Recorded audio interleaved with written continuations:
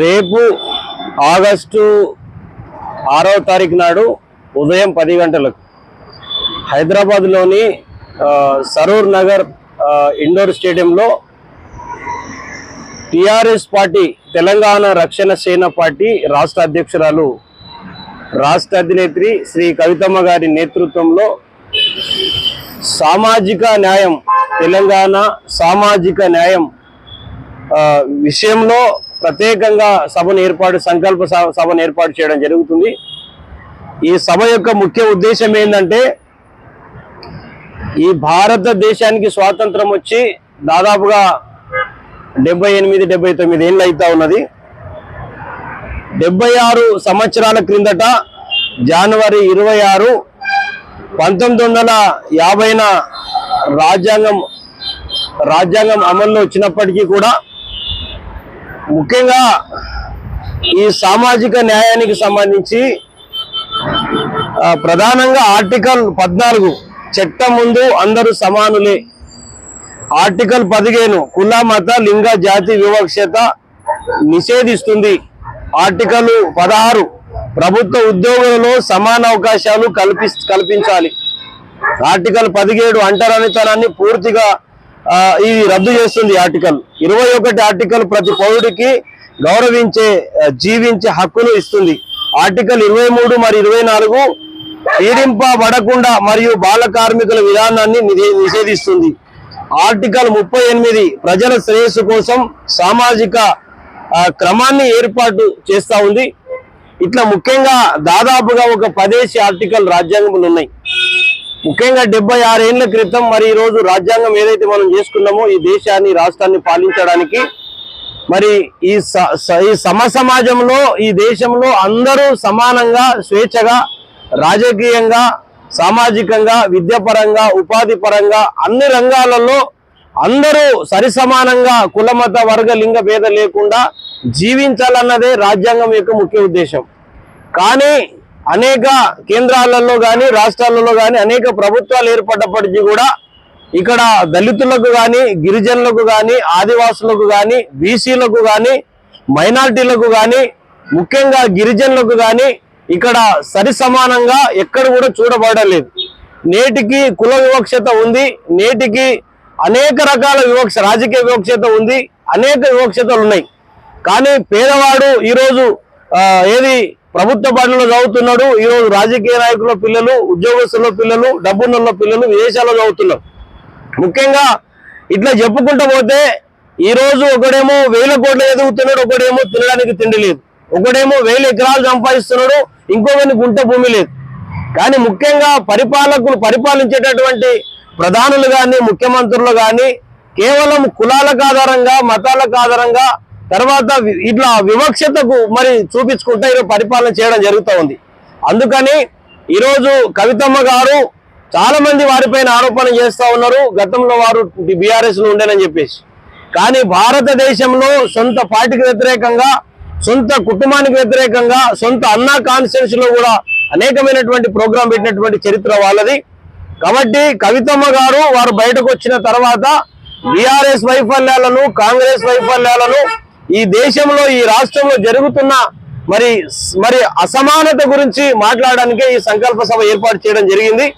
కాబట్టి హైదరాబాద్ పట్టణంలోని అన్ని వర్గాల ప్రజలతో పాటు అన్ని రాజకీయ కార్యకర్తల నాయకులతో పాటు రాష్ట్రం మొత్తంలో ప్రజలందరూ కూడా ఎస్సీ ఎస్టీ బీసీ మైనారిటీలు అందరూ కూడా రేపు సరూర్ నగర్ ఏదైతే ఈ ఇండోర్ గ్రౌండ్ లో ఏదైతే ప్రోగ్రాం పెడతా ఉన్నారో హైదరాబాద్ లో పెద్ద ఎత్తున ఆ సంకల్ప సభకు ప్రతి ఒక్కరూ రావాల్సిందిగా ఒక తెలంగాణ పోలీసు ఉద్యమకారుడిగా నేను విజ్ఞప్తి చేస్తా ఉన్నా।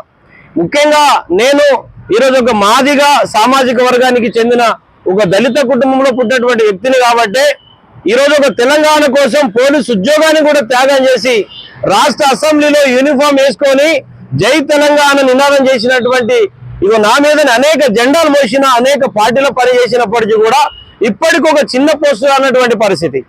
ఈరోజు ఈ రాష్ట్రంలో ఉద్యమకారులకు వివక్ష జరుగుతూ ఉన్నది, అన్ని కులాల వారి వివక్ష జరుగుతున్నది, ప్రత్యేకంగా బీసీలకు రాజకీయంగా అనుగదొక్కే భయంకరమైనటువంటి కుట్ర జరుగుతూ ఉన్నది।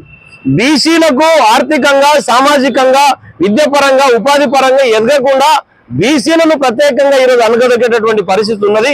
కాబట్టి నేను ప్రజలందరినీ కూడా స్వచ్ఛమైన ఒక తెలంగాణ పోలీసు ఉద్యమకారుడిగా నేను పోరాటం చేసింది, నేను కొట్లాడింది, నేను అనేకమైనటువంటి పోరాటాలలో పాల్గొన్నది ఈ రోజు ప్రభుత్వాలకు వ్యతిరేకంగా ప్రజల తరఫున నేను కొట్లాడినా. కాబట్టి ఇక్కడ కంటోన్మెంట్ సికింద్రాబాద్ లో కూడా నేను బై ఎలక్షన్ లో నేను పోటీ చేసిన మీడియా మిత్రులకు అందరూ కూడా తెలుసు. కానీ నేను ఒక రిక్వెస్ట్ చేస్తా ఉన్నా, ముఖ్యంగా కొత్త వేదికలకు మరి తప్పకుండా అవకాశం ఇవ్వండి, కొత్త నాయకత్వానికి అవకాశం ఇవ్వండి. మరి ముఖ్యంగా ఈ దేశంలో ఈ రాష్ట్రంలో మహిళల మీద చాలా పెద్ద ఎత్తున కుట్ర జరుగుతుంది, అన్ని కులాల మహిళల మీద. కాబట్టి మహిళలు వంటింటి కుందేల్లాగా ఇంటికే పరిమితం కావాలా, కిచెన్లకే పరిమితం కావాలా, చదువుకోకూడదు, వాళ్ళందరూ కూడా ఒక భార్య అంటే ఒక బానిసలాగా ఉండాలి అనేటటువంటి పద్ధతిలో ఈ దేశం కొనసాగుతుంది.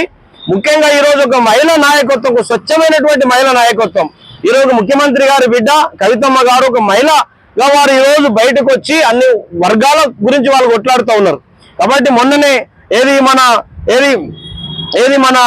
నేరెళ్ల ఘటన పైన వారు పోరాటం చేసిండ్రు, రైతుల విషయంలో సెక్రటరీ దగ్గర పోరాటం చేసిండ్రు, గతంలో ప్రాజెక్టుల విషయం మీద కొట్లాడిండ్రు, గతంలో విద్యార్థుల విషయంలో కొట్లాడిండ్రు, నిన్న ఉద్యమకారుల విషయంలో కొట్లాడుతూ ఉన్నారు. వాళ్ళు ప్రధానంగా మరి ప్రజల యొక్క సమస్యలు ఏజెండంగా వాళ్ళు కొట్లాడుతున్నారు.